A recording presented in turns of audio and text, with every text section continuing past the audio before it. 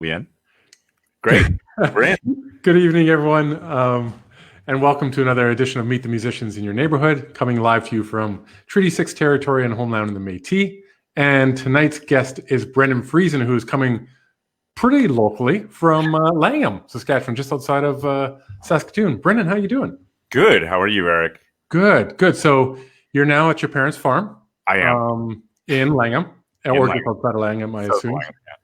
And you would have been doing Traviata now, wouldn't you have been? Yes. Pardon, what was that? You would have been doing Traviata. Yes, I would have right now. Would have been what day is it? Yeah, we would have been in pretty well full swing right now. That's right. Yeah. Yeah. And so next year. Come out next year. That's right. It's postponed. It's only postponed. That's good to know. And but your parents must be very happy that, of course, they're happy that you would have been home for Traviata, but you also get to be on the farm and lend a hand farming as well. Yes, my parents were very excited to have me home to sing and have a reason to dress up and get out and experience the culture of Saskatoon. But alas, with the whole situation and with the whole seeding season as well, I know they would love to be at the opera, but I think they're pretty happy that I now am not in rehearsal all day, every day, and can sit in a tractor instead. Now, you came from Montreal at the end of April, is that correct? I did, yeah. I was very fortunate in that the Young Artist Program that I'm a part of at Opera de Montreal was following through on our contract till the end of the season, which was really amazing, and a huge shout out to them. But we were working from home, doing Zoom meetings, coachings, seminars and talks, and all of that good stuff that you can actually do kind of remotely. We did that through mid-March to the end of May-ish. So after I got home, I was still doing Zoom meetings with people in Montreal. But I left at the end of April. I decided to change my flight plan from coming home directly for the end of May to do Traviata, and decided I could get away with leaving a little bit sooner and come home and help on the farm. So nice, and that's great that Opera Montreal allowed you to do that and to end the program well, because you were there for 2 years, right? Yeah, 2 years. It felt a little bit of like a fizzle to the end of the 2 years being there. It's kind of like you're building to this, end of your 2 years, you're saying bye to everybody, you're having a little party, you're doing concerts and celebration, and you're hugging all the people that you've, met over the last 2 years. And now you definitely can't hug people, and it's just everybody's from home. So it's kind of like, bye. So it was really nice that we were still able to do a lot of stuff online and keep up with everybody. We had actually a group cocktail meeting with a lot of the donors and the supporters of the opera, just with us young artists and our bosses and everybody, and we just had a good time, just hanging out in groups online. And it's amazing how fast everyone has adapted to the whole online situation. So true. I mean, we are all in Zoom meetings all the time, but there's also a lot of creative things that have come out of this, and the way that we just talked about it before we. By the way, Val Rowland says, "I'm not getting any sound." Anyone out there, if you can just say if you can hear us or not. We checked our levels before, and I think our sound is working. It says it's working on this end. If we could just get a confirmation from anyone. Mine says it's coming through. Oh, Megan says we can hear you. Okay, great. Megan is our SSO trooper that's always there and getting us all going. Thank you, everyone. Megan. Val, I hope you. Oh, good. Val's hearing it now. Wonderful. Okay, great.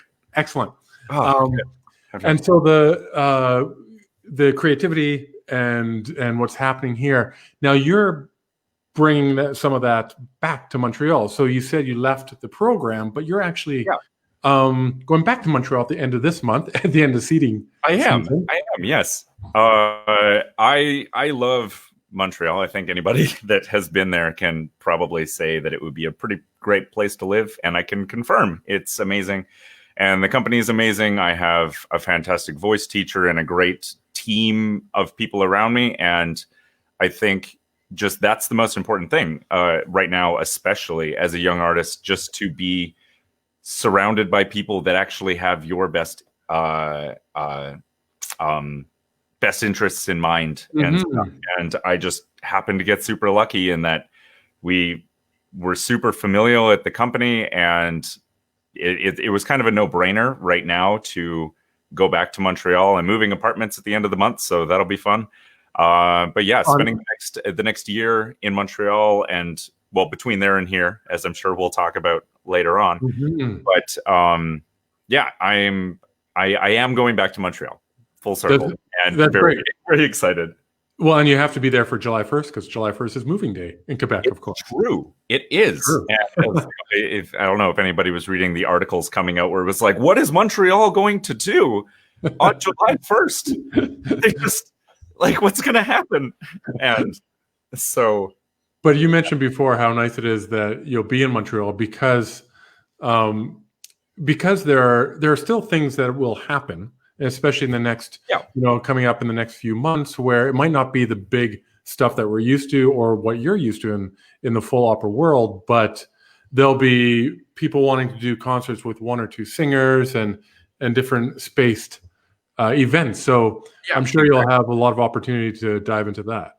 I'd sooner be there to find out than to not be there and wish I was. So, I don't. Yeah, I know that people at the company are very excited about how things are going to adapt for next year, and as far as I know, things are pretty well on the way. Like it'll be different, especially in the fall, and they're gonna, but it's like lucky enough, like even if they did have to do the seat spacing thing, like. That house has like 3,000 seats in it. So, you can work something out with, spacing, I'm sure, if people feel comfortable enough and if the regulations are open enough to allow that to happen. Right. Yeah. Yeah. We're all just kind of waiting. And who knows? Who knows? But fingers crossed and we can get somewhere. And before we went live, we were talking about how these last 3 months have given all of us a kind of a different perspective on what we do and why we do it. Expand on what we were talking about. Yeah, so I was just saying, I think it's not just a time for young artists to think this way, but I think everybody is using this time to kind of evaluate. I don't know if like reevaluate, like you should be doing something else, but I think just having the opportunity to just slow down a little bit and really know if what you're doing is at least the kind of music that you want to do or the kind of roles that you want to follow through on. Maybe this whole time, in my world, it's like I've been doing Verdi operas and that's amazing. But, I really like to do some Schubert lead and I just never got the opportunity. And now, I mean, everything's canceled or postponed and, you have 2 months to yourself. Maybe you learn Winterreise or something, So I think it's a really good time to just that like make sure that your heart's in it because I think it's been a pretty big wake up call for a lot of people to know how volatile some things can be. Like and exactly, and also have we have been forced to stop, and I think because in the arts, but anywhere or in any profession, where when you go, there isn't time to reflect often, or this is the way you've been doing it, so you just continue to do it. And these last few months have given a lot of people time to reflect and say, hey, you know what? This actually, I prefer this, or like you said, within the music, but also without, whether you're actually in the profession that you love. So I think it's exciting in a lot of ways, but also eye-opening. Yeah. It is, absolutely. It's very exciting. I mean, like for me, it's like I love to sing, but I love to do so many other things. And anybody that knows me knows that I love singing, like I love bombing a hill on a longboard or, doing photos or videos or anything. Just I love being creative. And I think that this time has allowed me to maybe take it feels almost fortunate in a way where I can just take this second and be like, how can I integrate more of my interests into one more consolidated, thing that I like to do. So yeah, it's been good, and I'm looking forward to getting back to singing on stage, but it's nice to have a little bit of time to play around in your interests and stuff. So, and like you say, work those back in when life gets back to more normal, how you can longboard, more often, or you can do all these exciting things. I hear you. I think those are really important also to stay healthy and your well-being, to incorporate a lot of things that you love. Now we've got the questions starting to come in. Cool. Megan wants to say, what do you miss most about making live music? There is just it's like everybody's seen the little squares and stuff and people doing projects and stuff on Instagram and Facebook and stuff, and it's like that's awesome, but it's just, oh man, I miss not having to do mic placements and video and all this stuff to make the final product. I think the thing that I miss the most is it's just so in the moment. Like, there's nothing like, the conductor going, bum, bum, bum, bum, bum, bum. And it's like, it's you and 86 people under you and a crowd full of people waiting for you to open your mouth. It's like, yeah, there's nothing like that. I mean, it's like, I think that's probably the biggest thing, is just like, it's this big, I would say, like, it's like a body, right? Like, it's like you got your arteries and your heart and your brain and your muscles and everything's working together. And it's like, that is like you and the conductor and the director and the lighting people and the stage hands moving sets around, and just how it all works together is just, I miss that. Like, it's really great to be scrolling through and seeing, oh yeah, cool, these people did this song that I really like, or there's a live concert, and other things, like we're having a live interview right now, and it's like, I would rather we be doing this than nothing at all. But man, I sure hope that when this whole thing lifts, that everyone is just that much more excited to go experience something in the moment. Exactly. And you touched on it, that I think we often take for granted, that magic when certain elements come together. And it's so true in live performance. I was talking to a friend this morning from Toronto. He's a trumpet player, but he also has his own studio that producing a lot of music. And he said he's just been slammed the last 2 or 3 months with everyone. He's done the TSO one, all these other things, and put them together. And just the act, he said it would be so easy. He said just to have the orchestra come in for an afternoon, just do it, record it, everyone's in sync, but then to have the whole process of lining it all up and making it all sound as natural as possible, which is great. Like you say, it's wonderful that everyone's doing it. Really thankful it's happening.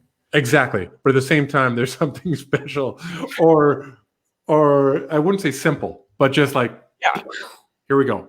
And then we breathe together. It's the singers, conveying an emotion to the audience. And it's just, we're just taking this intent, this emotion and everything, and just being a vessel for that. And it's like, that sounds super, la-di-da, but there's something special to that I think you don't really get from watching an amazing video that has 5 million views on YouTube, Right. It's like, you might be more blown away in a group of 20 people with somebody on stage. Just that's right, because you're part of the live experience. You're part of it. The audience, of course, is part of the whole experience. John Cage would agree. Yes.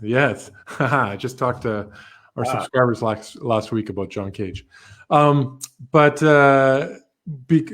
since we're doing virtual stuff online, Megan wants to know, what new things have you discovered from collaborating virtually?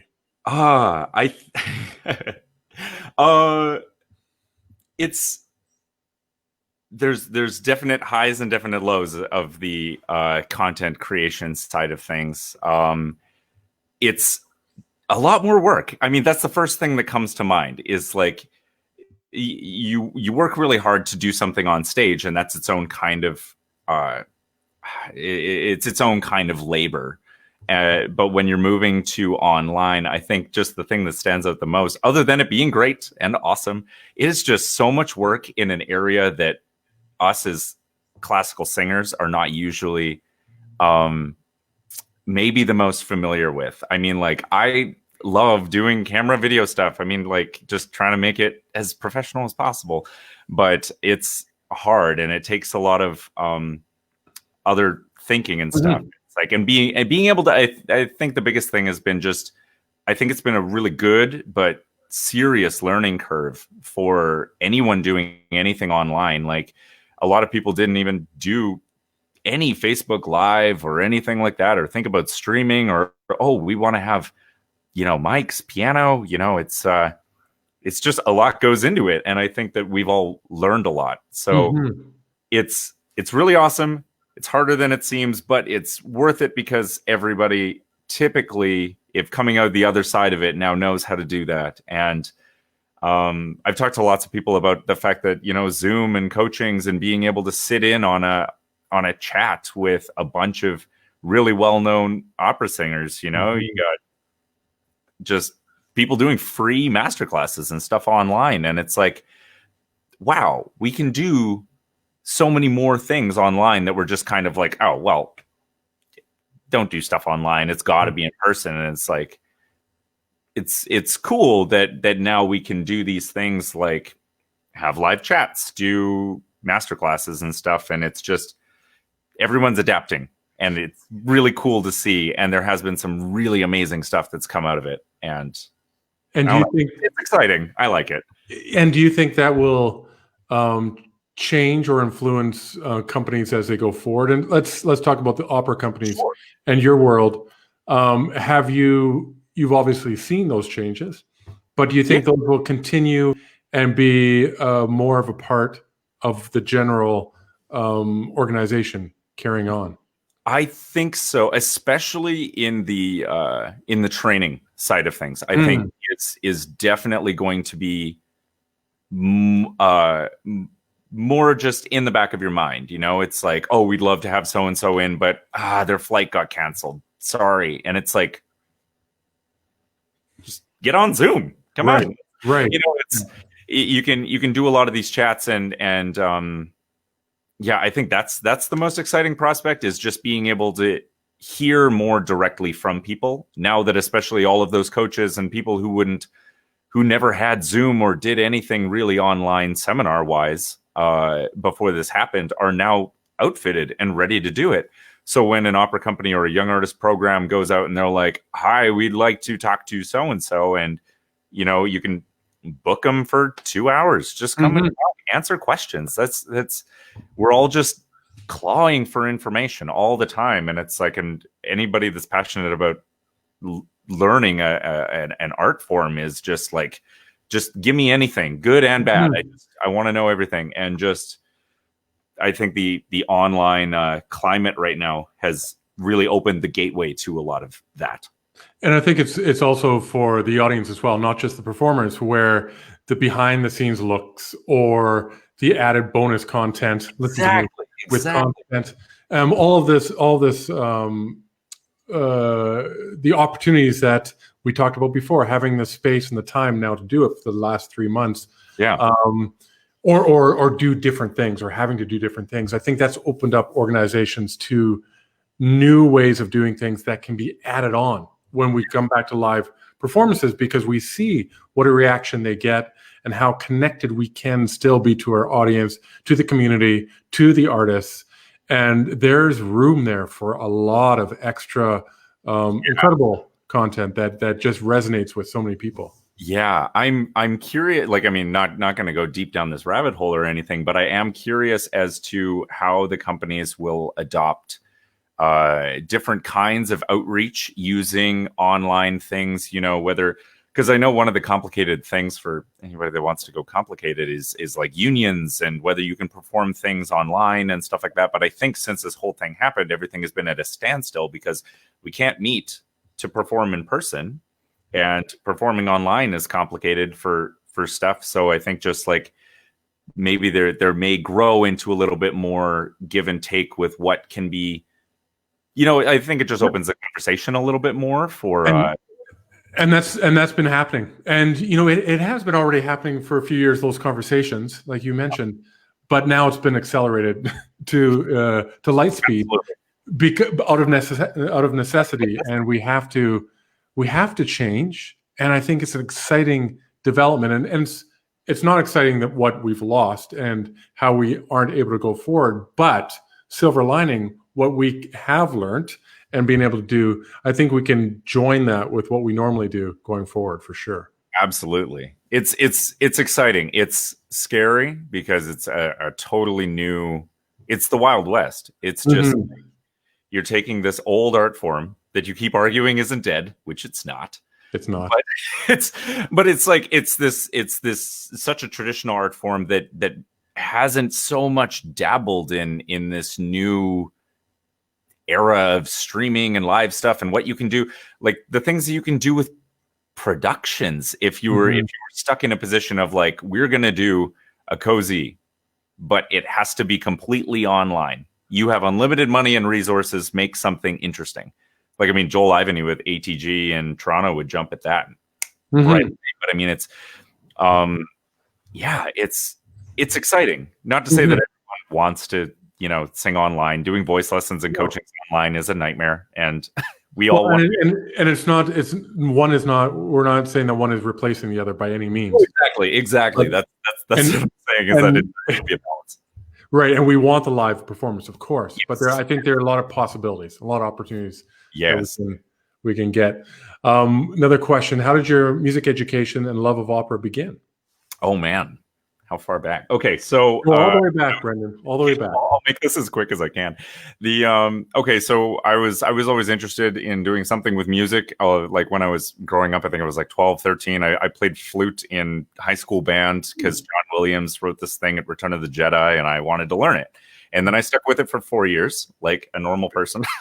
But then I got into guitar. I wanted to do, music production. I was always interested in kind of the tech side of things.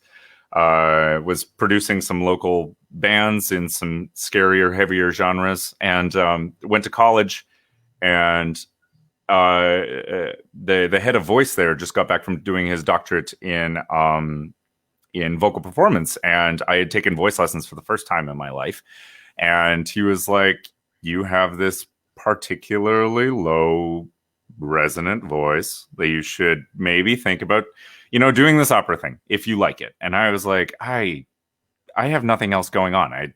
Why not? Let's just give it a shot. And from there, it was, I feel like just my voice type and the characters and the stories that I was interested in just kind of all meshed together.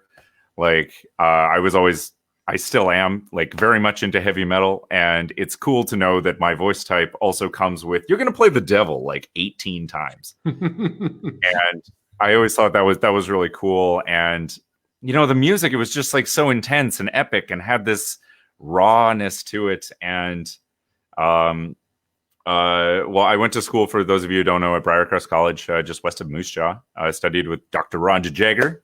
Gonna have some lesson stuff with him while I'm home. And but back when I was down there, we had the opportunity to be a part of a Masterworks chorus festival thing that was happening at Carnegie Hall in 2012. And so we went down there and did 2 Brahms pieces. And this usually is kind of a backwards way of doing things, where you get to Carnegie and then you're like, I think I want to sing, instead of like, I want to sing and then one day I'll get there. Now I feel like I'm happy with where I've been in my career, but I'm like, oh, I won't top that. But yeah, the characters, the music, the whole, just, you never stop learning. Like it's really exciting to be like, I got that note. I mean, there was a time where anything above a C sounded like garbage. So that has changed, and that has been a nice thing to to see grow, and I'm excited to be in a profession that you never stop learning in. So, yeah. Well, and there's so much music. What are some? Ella wants to know, what are some of your favorite roles or your dream role in opera? Oh man. Okay, so favorite roles to this date. I mean, I've done Colline and Bohème a couple times. That's really fun because Mhm. it's just you and a bunch of people hanging out and Yeah. just living that, we call it a bohemian lifestyle, but it's like, wow, this is like being in a young artist program. Like, so um yeah, it's really, that one's really fun, but I think I have the most fun doing Leporello in Don Giovanni. It's just from the very beginning when I started singing, my teacher was like, you look like a Leporello. You could probably like it just fits with your personality and stuff. Just kind of quick, think on your feet, have fun, do this little dance and whatever, have a good time. He's on Mhm. stage for the whole friggin' opera. So, I mean, that's really fun too. And it's like, I have a blast. I have a blast with Leporello. Um, oh man, dream rolls. Any bass baritone or bass or anybody will be like Wotan, and it's like, who wants to learn 5 hours worth of German? Well, I was gonna say, is this something that maybe later on in your career you might do a Votan or It's like, I doubt it. I mean, it's one of those things where it's like, wow, if you suddenly figure out how to sing that, go nuts. Sing what feels good in your voice. I'm putting no limit on it, but I'm like, I'm not really pushing for that one in particular. But I'm a big fan of the Mephistopheles, like the Boito. right? It's huge. It is friggin' gantic. But I think it's just so cool. I mean, like, I could watch Sam Raimi sing that role like just all day, every day. Mm-hmm. The amount of people that I've shown the finale, like if you're in the chat and you want to see grand opera, look up Boito's Mephistopheles finale with Sam Raimi. It's just, it'll blow your mind. It's so insane and huge, and just, that's, to be there at the very end going, "Ah!" It's so cool. I think that would be so fun. Plus, he's got like 4 arias. And speaking of well-known singers, are there any others besides Sam that you look up to, but also think, wow, these are the bass baritones that I absolutely adore? Yeah, I got a few of those. A lot of the times it does fall down on Sam. I can't not kind of be like, did he do this? And then I'll check around. Right, and then you would, yeah. But Kurt Moll for the German stuff, especially. I mean, his Italian stuff is insane too. I'm just like, the guy was a building.